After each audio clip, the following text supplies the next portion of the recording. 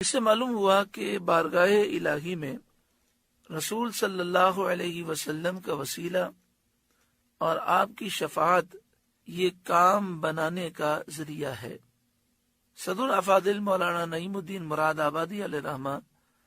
تفسیر خزان العرفان میں لکھتے ہیں، سید عالم صلی اللہ علیہ وسلم کی وفات شریف کے بعد ایک اعرابی روضہ اقدس پر حاضر ہوا اور روضہ شریف کی خاک پاک اپنے سر پر ڈالی اور عرض کرنے لگا، یا رسول اللہ صلی اللہ علیہ وآلہ وسلم، جو آپ نے فرمایا ہم نے سنا، اور جو آپ پر نازل ہوا اس میں یہ آیت بھی ہے، وَلَوْ أَنَّهُمْ إِذْ ظَلَمُوا، میں نے بے شک اپنی جان پر ظلم کیا اور میں آپ صلی اللہ علیہ وسلم کے حضور میں اللہ سے اپنے گناہ کی بخشش چاہنے حاضر ہوا، تو میرے رب سے میرے گناہ کی بخشش کرائیے۔ اس پر قبر شریف سے ندا آئی کہ تیری بخشش کی گئی۔ اس سے چند مسائل معلوم ہوئے۔ اللہ تعالی کی بارگاہ میں عرض حاجت کے لیے اس کے مقبولوں کو وسیلہ بنانا ذریعہ کامیابی ہے، یعنی اللہ کی بارگاہ میں اپنی حاجات و دعائیں پیش کرنے کے لیے اللہ کے مقبول بندوں کو وسیلہ بنانا یہ کامیابی کا ذریعہ ہے۔ آگے فرماتے ہیں، قبر پر حاجت کے لیے جانا بھی جاؤ کا میں داخل اور خیر القرون کا معمول ہے، یعنی قبر پر اس لیے جانا کہ ہماری حاجتیں پوری ہو جائیں۔ یہ اس آیت سے ثابت ہے۔ صحابہ، تابعین، تبع تابعین، یہ جو مبارک ادوار ہیں اس میں یہ معمول تھا۔ پھر آگے فرماتے ہیں، بعد وفات مقبولان حق کو یا کے ساتھ ندا کرنا جائز ہے، یعنی جو اللہ کے مقبول بندے ہیں ان کی وفات کے بعد ان کو یا کہہ کر پکارنا جائز ہے، جیسے یا رسول اللہ۔ آگے لکھتے ہیں، مقبولان حق مدد فرماتے ہیں اور ان کی دعا سے حاجت روائی ہوتی ہے، یعنی اللہ کے مقبول بندے مصیبت میں مدد فرماتے ہیں اور جب وہ دعا فرماتے ہیں تو ان کی دعا سے ہماری حاجتیں پوری ہو جاتی ہیں۔ یہاں پر میں کچھ اس کلام کو وسعت دینا چاہوں گا۔ اس کی وجہ یہ ہے کہ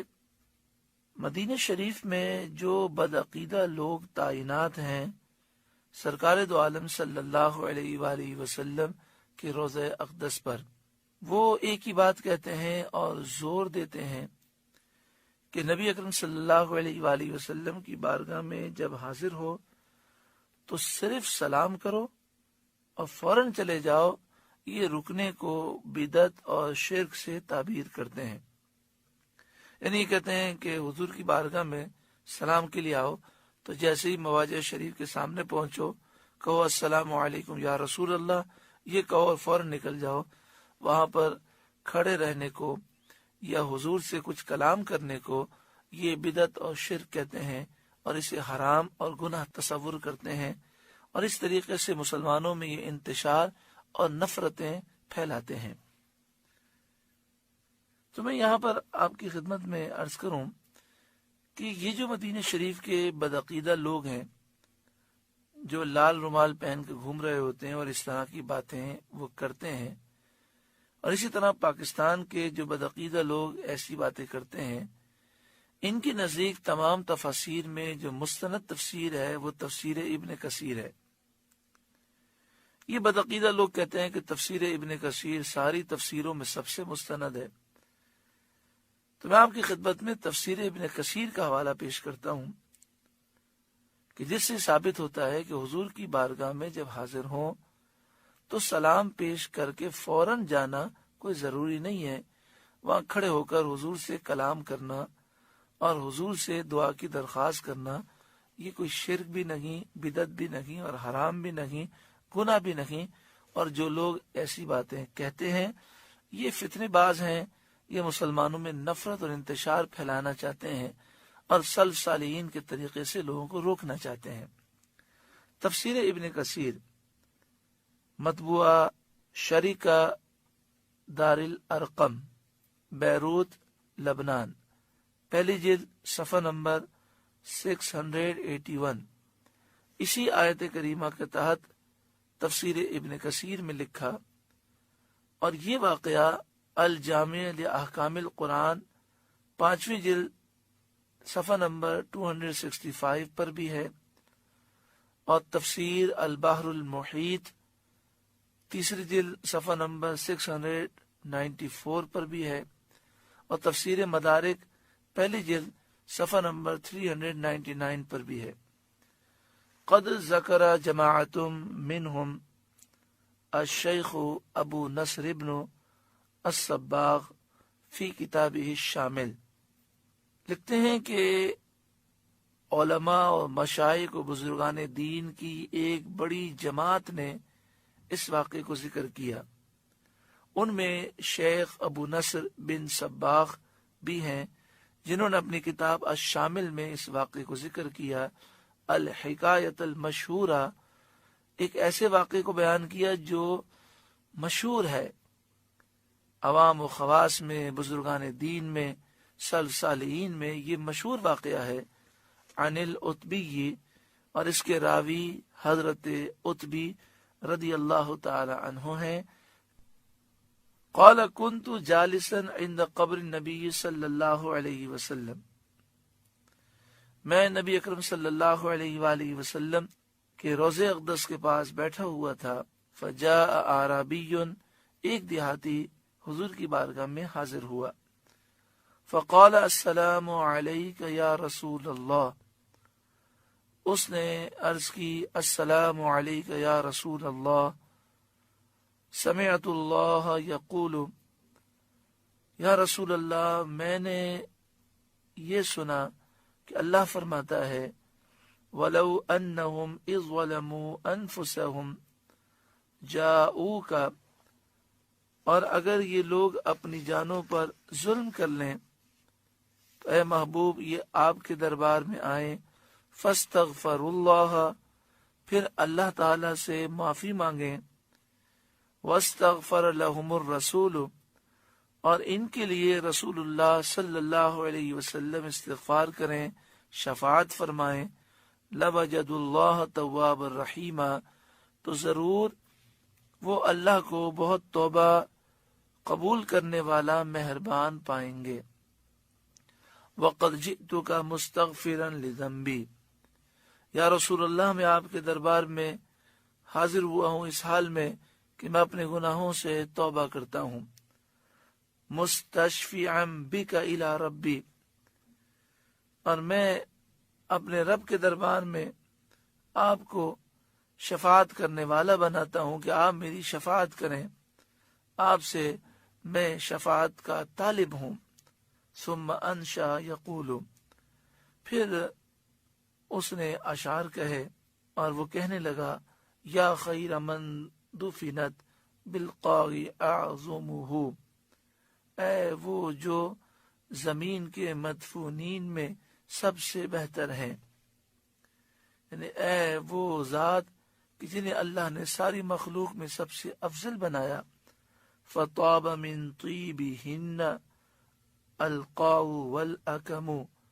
جن کی خوشبو سے زمین اور ٹیلے خوشبودار ہو گئے۔ نفس الفداء لقبر انت ساکنہ، میری جان اس قبر پر فدا ہو جس میں آپ ساکن ہیں، جس میں آپ موجود ہیں۔ فیہ العفاف وفیہ الجود والکرم، اس میں عفو ہے،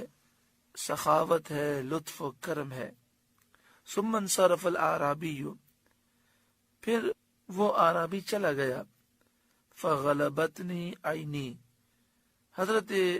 عتبی کہتے ہیں کہ میری آنکھ لگ گئی۔ فرأیت النبی فی النوم، تو میں نے نبی اکرم صلی اللہ علیہ وآلہ وسلم کو خواب میں دیکھا۔ فقال یا عتبی الحق الاعرابی، اے عتبی اٹھو اس اعرابی کے پاس جاؤ، فبشرہ ان اللہ قد غفر لہ، اور جا کر اسے بشارت دو کہ بے شک اللہ نے اس کے گناہ بخش دیے۔ یہ پورا واقعہ تفسیر ابن کثیر میں لکھا ہوا ہے، اور اس واقعے سے پہلے تفسیر ابن کثیر میں یہ بات لکھی ہے، یرشد تعالی العصاة والمذنبین، اللہ تعالیٰ نے گناہگاروں اور سیاہ کاروں کو رہنمائی فرمائی اس آیت کریمہ میں، اذا وقع منہم الخطأ والعصیان، کہ جب ان سے خطا، گناہ، عصیان واقع ہو جائیں،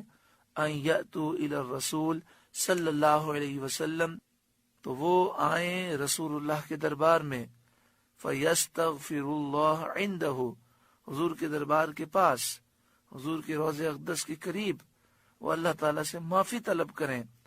وَيَسْأَلُوهُ أَن يَسْتَغْفِرَ لَهُمْ، اور وہ رسول اللہ سے سوال یہ کریں کہ رسول اللہ ان کے لیے استغفار کریں، سفارش کریں، فَإِنَّهُمْ إِذَا فَعَلُوا ذَلِكَ، پس بے شک جب وہ یہ کریں گے، تاب اللہ علیہم، اللہ تعالیٰ ان کی توبہ قبول فرمائے گا، رحمہم، اللہ ان پر رحم فرمائے گا، وغفر لہم، اور اللہ انہیں بخش دے گا، وَلِهَذَا قَالَ لَوَجَدُ اللَّهَ تَوَّابًا رَحِيمًا۔ پھر تفسیر ابن کثیر میں آگے لکھا، اسی وجہ سے اللہ تعالیٰ نے اس آیت کے آخر میں فرمایا، ضرور وہ اللہ کو بہت توبہ قبول کرنے والا مہربان پائیں گے۔ اسی طرح شیخ عبداللہ محدث دہلوی رحمۃ اللہ تعالی علیہ نے جذب القلوب الی دیار المحبوب میں حافظ ابو عبداللہ مصباح کے حوالے سے یہ واقعہ لکھا کہ وہ فرماتے ہیں کہ حضرت علی رضی اللہ تعالی عنہ بیان فرماتے ہیں کہ حضور صلی اللہ علیہ وآلہ وسلم کے وصال ظاہری کے 3 دن کے بعد ایک دیہاتی آیا اور اس نے کہا کہ مجھے رسول اللہ سے ملنا ہے، تو اسے بتایا گیا کہ حضور کا وصال ہو گیا، تو وہ قبر انور پر آیا اور قبر انور سے لپٹ گیا اور قبر انور کی مٹی اپنے اوپر ڈالنے لگا، اور پھر اس نے یہی آیت کریمہ پڑھی اور عرض کی کہ اللہ کے حکم پر میں آپ کے دربار میں آیا ہوں، میں اللہ سے معافی مانگتا ہوں اور میں آپ سے گزارش کرتا ہوں کہ آپ میرے لیے استغفار کریں، آپ میری سفارش کریں، آپ میرے لیے دعا کریں۔ تو حضرت علی رضی اللہ تعالیٰ عنہ فرماتے ہیں، قبر انور سے آواز آئی، قد غفر لک، بے شک تجھے بخش دیا گیا۔ یہ شیخ عبداللہ محدث دہلوی علیہ رحمہ نے لکھا ہے۔ یہ شیخ عبداللہ محدث دہلوی وہ ہیں جو مدینہ شریف میں درس حدیث دیا کرتے تھے۔ خواب میں سرکار دو عالم صلی اللہ علیہ وآلہ وسلم کا دیدار ہوا اور پیارے آقا صلی اللہ علیہ وسلم نے انہیں حکم دیا کہ ہند جاؤ اور میری حدیثیں پہنچاؤ۔ انہوں نے عرض کیا، رسول اللہ صلی اللہ علیہ وسلم، یہاں میں آپ کے روزے کی زیارت کرتا ہوں، وہاں جانے سے یہ نعمت سے میں محروم ہو جاؤں گا۔ تو فرمایا، یہاں پر تم میرے روزے کی زیارت کرتے ہو، وہاں جاؤ، میری حدیث کی خدمت کرو، وہاں روزانہ تم مجھے دیکھو گے۔ تو اس پر محققین متفق ہیں کہ شیخ عبداللہ محدث دہلوی علیہ رحمہ اولیاء حضوری سے ہیں، روزانہ نبی اکرم صلی اللہ علیہ وسلم کا دیدار کیا کرتے۔ پاکستان، انڈیا، بنگلہ دیش، یہ پورا بر صغیر شیخ عبداللہ محدث دہلوی علیہ رحمہ سے فیض یافتہ ہے۔ بخاری و مسلم اور احادیث کا فیض آپ نے پہنچایا۔ ہر مکتب فکر کے لوگ شیخ عبداللہ محدث دہلوی کو ایک عظیم محدث مانتے ہیں۔ انہوں نے اپنی کتاب جذب القلوب میں یہ واقعہ لکھا۔ اب عرض یہ ہے کہ جب بھی سرکار دو عالم صلی اللہ علیہ وآلہ وسلم کی بارگاہ میں حاضر ہوں تو اس آیت کریمہ کی تلاوت کریں۔ اس کا نمبر یاد رکھ لیں، سورہ نساء کی آیت نمبر 64 ہے، وَلَوْ أَنَّهُمْ إِذْ ظَلَمُوا أَنفُسَهُمْ سے اس آیت کریمہ کی تلاوت کر کے رسول اللہ کی بارگاہ میں عرض کریں کہ یا رسول اللہ صلی اللہ علیہ وسلم، ہم آپ کے دربار میں اللہ کے حکم پر آئے ہیں، اللہ نے ہمیں حکم دیا، ہم آپ کے دربار میں آ گئے، اب ہم اللہ تعالیٰ سے معافی مانگتے ہیں، آپ ہمارے لیے استغفار کریں، اور جو بھائی جو بہن سرکار دو عالم صلی اللہ علیہ وآلہ وسلم کے روضہ اقدس پر حاضر ہوں اور انہیں یہ بات یاد آ جائے اور وہ اس طرح عرض کریں تو مجھ گناہگار کو بھی وہ یاد رکھے، میرا سلام بھی پیش کریں اور سرکار دو عالم صلی اللہ علیہ وآلہ وسلم کی بارگاہ میں میرے لیے بھی سفارش کی درخواست کریں۔ اللہ تبارک و تعالی ہر ایک کو حضور صلی اللہ علیہ وسلم کی محبت نصیب فرمائے اور ہر ایک کو انتشار سے اور فتنہ و فساد سے محفوظ فرمائے۔ اتنے واضح دلائل کے باوجود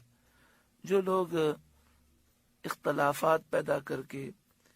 اور اس سے روک کر لوگوں میں انتشار پیدا کرتے ہیں، دعا کریں اللہ تعالیٰ انہیں ہدایت نصیب فرمائے، اللہ تعالیٰ انہیں عقل سلیم عطا فرمائے۔